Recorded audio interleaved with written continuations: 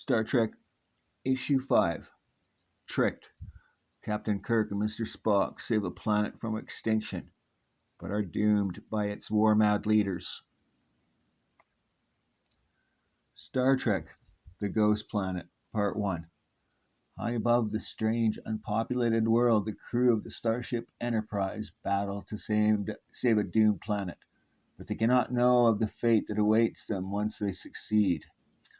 Our magnetic pull has smashed the deadly rainbow bands, Captain Kirk. Yes, Mr. Spock, but cut power before those bands reach us, or they'll penetrate the Enterprise.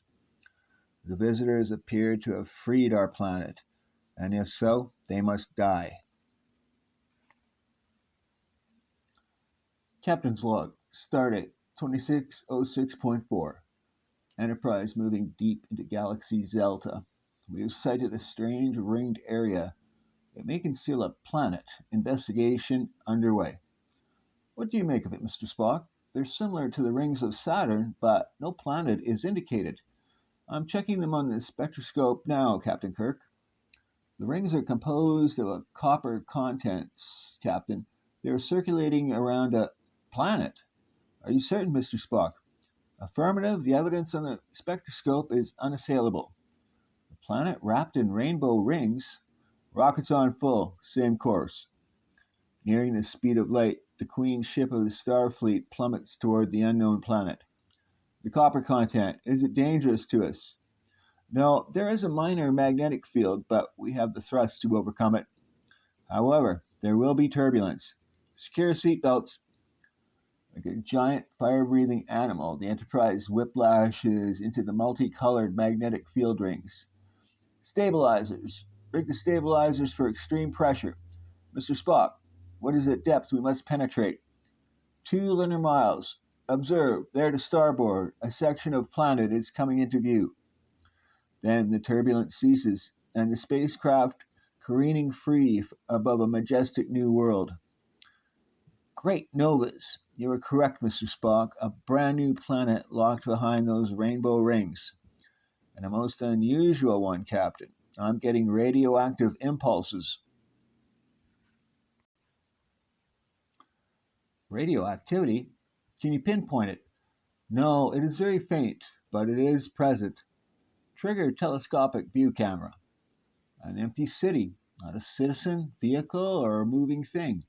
What do you make of it, Mr. Spock? One cannot judge so quickly. Perhaps a ghost town. Shall we reconnoiter the area for a few hours, Captain? No, that would just make our presence positively known, if it isn't already. We'll beam down. Pick 2 men from the crew and come with me, Mr. Spock. Dr. McCoy, you keep contact with us from here. Moments later, beams in the transport chamber illuminate the exploration team. And a microsecond later, the 4-man team materializes on the mysterious ghost planet. Suddenly, a hollow voice booms out in the empty square. Welcome, visitors. Transportation is en route for you. What do you make of it, Mr. Spock? Some type of mechanized civilization? Negative, Captain. If you notice, the area does not appear lived in. And look over there. Part of the city in ruins? A holocaust? Perhaps a city burned out? I believe not. There are deep indentations in the ground, similar to those made by bombing during a war. Here's our vehicle, robot controlled. Keep your phasers ready, people. This is eerie, Captain. Should we go through with it? We're prepared. People with a civilization like this can't be fools. They must know we have a ship hovering above that could destroy them at any sign of treachery. Shortly, the vehicle slows and a robot motioning us inside. This appears to be their central communications building. Captain, observe the many antennae. Please, take your seats. Very dramatic. At least they speak the interplanetary language Esperanto. We know you are confused. It will be explained. But you must believe we are friendly. Now the government heads will address you. Abruptly, the giant screen glistens. 2 mammoth heads appear. Please let us introduce ourselves. We are the twin supremes of planet numero uno. I am Justin, and I am Justin. We rule together. And I am Captain Kirk of the Star Trek Enterprise. Our mission is to aid those of the planetary system who may be in need. But the treatment you offer is insulting. Either identify yourselves properly or we will leave. Please, I apologize. We apologize, Captain Kirk. If you will be patient and hear our terrible story, you will understand. Very well, speak.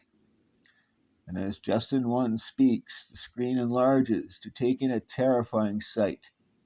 It was just a lunar sun ago that the terror moved in upon our planet.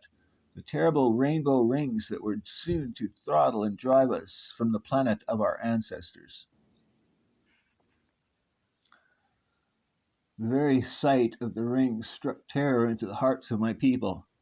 And as the days passed, the menace of the eerie rings was to be known to us all, physically. From the ominous bands emitted a strange copper radiation that affected our bodies. No substance known can stop the radiation, Justice One. Our entire population will perish. But we cannot stand by and allow our race to become extinct. Something must be done. The building of 2 artificial satellites went under emergency construction, and within a month's time, the Inuit exodus to the satellites was underway. It was extremely successful. Soon, an obvious danger was upon us: overpopulation. Every square inch of the satellites is being utilized. Our land cannot feed the masses, and we do not have the means to construct other satellites. Our weapons powerful enough to destroy the doom rings. We thought perhaps you may have the means to help us. Destroy the rings. I don't know. What do you think, Mr. Spock? Laser beams would most certainly shatter the rings, Captain, but the contaminated matter would still orbit the planet. The only possible solution would be to magnetically pull the rings away from the planet and into deep space. But I'm not sure our spacecraft can do the job. I will need time for calculations. And by all means, take the time. We will make contact again in a lunar hour. And good luck. Mr. Spock, something is troubling you? Curiosity, Captain. Why did the Unionites build 2 separate satellites and then... Captain, sir, there's something you should see in the next room. Just 2 robot guards. They're all over the place. There's nothing unusual about that. That's what we thought, sir, until we tried to enter the room. Watch this. All the other Tin Men have been friendly, but when we move towards the door like this... Look out, they're lunging for you. Yipes! They've snared him. We can't risk a shot at those robots. We may hit our man. And they may kill him instantly before we can act. I have an idea, Captain. Let me have your communications transistor. Denton, our canteen water. Splash it on the feet of the robots. Yes, sir, Mr. Spock. Enough. Now let's give these robots a hot foot. I get it. The water will act as a conductor for the high-frequency battery charges of our transistors. Will the charge be strong enough? At least it's giving them a good jolt. Congratulations, Mr. Spock. You made junk heaps out of them. And now let us learn what is behind that door. Important enough to program hostility into those robot guards. Why, this must be the Unite war room. But why would a peaceful race need such a room? Perhaps the answer can be found within those top secret files, Captain. The curious humans rummage through the files and suddenly freeze in their tracks as... Here's the answer to our question, Captain. Observe these photographs. No wonder they programmed their robots to guard this room with their mechanical lives. Casualties. Justin 1, Orange Army, 37,000. Justin 2, Green Army, 103,000. Population, 453,000 dead. Our leader, Justin 1, leading assault against Justin 2's rebels. Rebels bomb capital. Burial of civilians after raid. Retaliation against Green rebels. The planet numero uno was engaged in a deadly war. These are not the helpless, peace-loving people they feign to be. That would seem logical. It follows that they were forced to call a truce when the deadly rings encircled the planet. Yes, and once we have freed them of the yoke of peace, they will continue the fight. We'll have to shake them up a bit. And as the Twin Supremes appear on the screen again, what news? Can you help us? Meet us aboard our ship in 1 hour. This is urgent. Be there. Very well, Captain. An hour later, the captain and his men are back aboard the Enterprise. This is it, a summit meeting in space. If we eliminate the death rings for them, we will, in actuality, be starting a war. Quite logical. But if we do not aid them, we are technically killing them. That logic of yours can be disturbing at times, Mr. Spock. Open the airlocks. Then a grim-faced captain confronts the Twin Supremes. Take seats. I will be abrupt and to the point. I accuse you of deception. I have reason to believe you want your planet populated again only to destroy the citizens in war. But that is not true, Captain. We wish to save our people. You lie. These photos prove you have been warring against each other for a half a century. Captain, they're reaching for weapons. Star Trek, The Ghost Planet, Part 2. Indeed, they instinctively braced to do battle. The moment you showed them the photographs, their hands flew to their weapons, Captain Kirk. As Twin Supremes of the planet Numero Uno enter the Enterprise, Kirk confronts them with the photographic evidence that they were at war. Cease, I will not resist further. All right, you two characters. You were battling each other, weren't you? Each fighting for control of planet Numero Uno. Yes. And then the doom rings came, and you had to stop the war to save both your necks. We cannot deny the facts. Here's another fact. Our job is to bring peace to the galaxies. We believe it best to let your civilization die out. No, no. Why not? If we make it possible for you to return from the satellites, you'll just slaughter yourselves anyway. But we cannot do that. There are no weapons left. What fools do you think we are? You'll make more war. No, you remain on your dying satellites. Wait, I have a plan. Leave visual detectors over our manufacturing areas. From space, you can observe us for years. If we start to build again, you can destroy us by time devices left behind. Well, Spock, it is constructively put. Our work is to help planets, not watch them die. Very well. Return to your satellites at once. The Enterprise has work to do. You will be informed. Spock? Within the lab room of the Starship Enterprise, Kirk and Spock study the problem.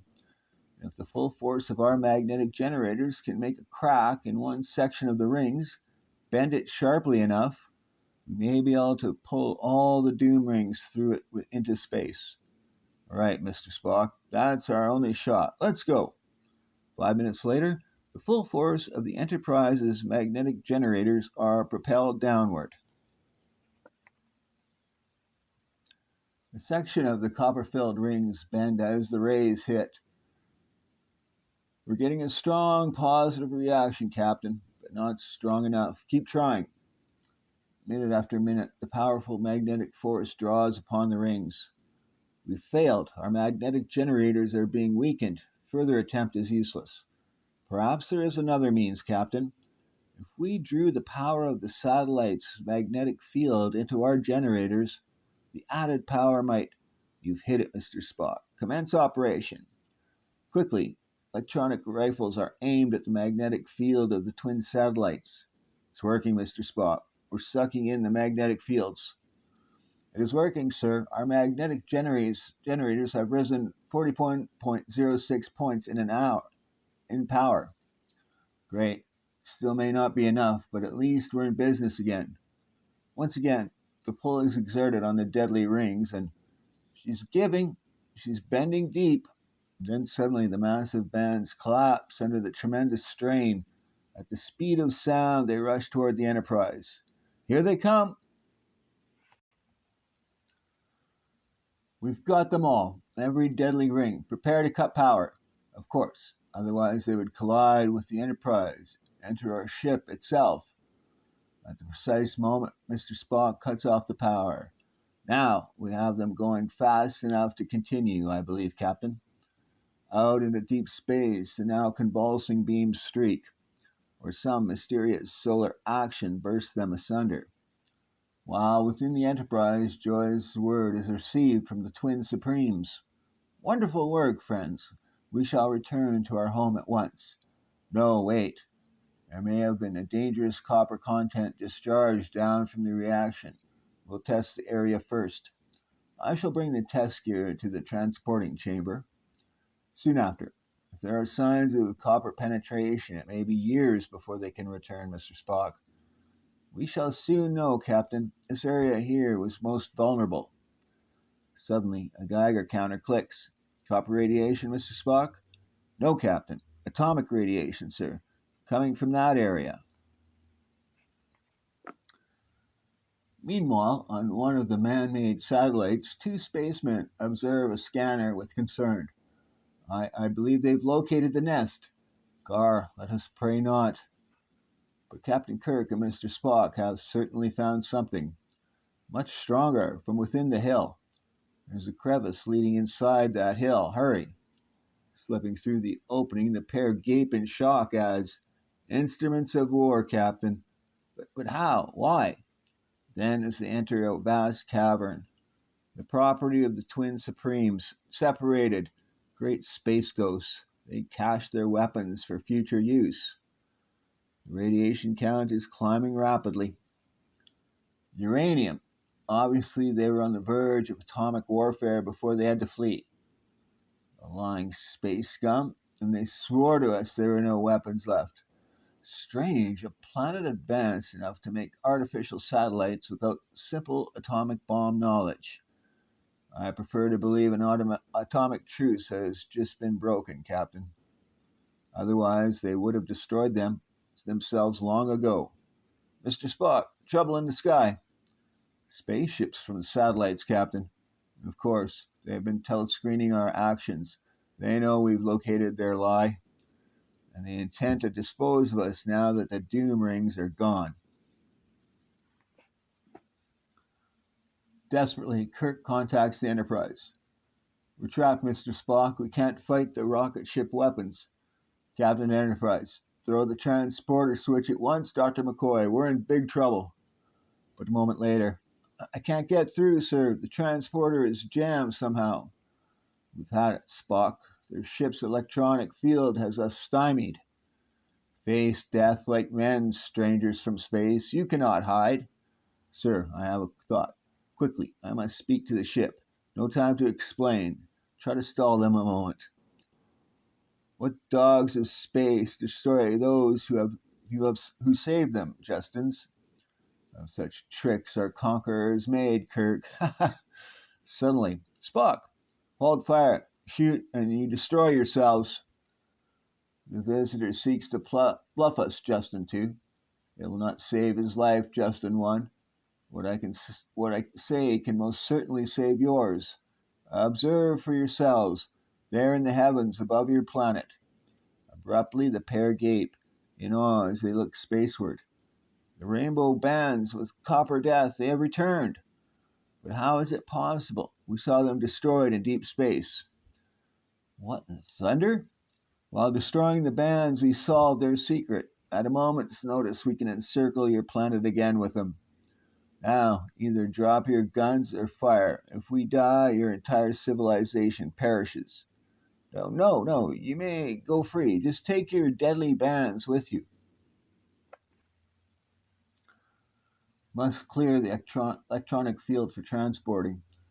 Very well, Justins, we will eliminate the bands, but first your craft must be disabled to keep you here. However Spock did it, I'd best follow through with him. And then your secret war supplies must be destroyed.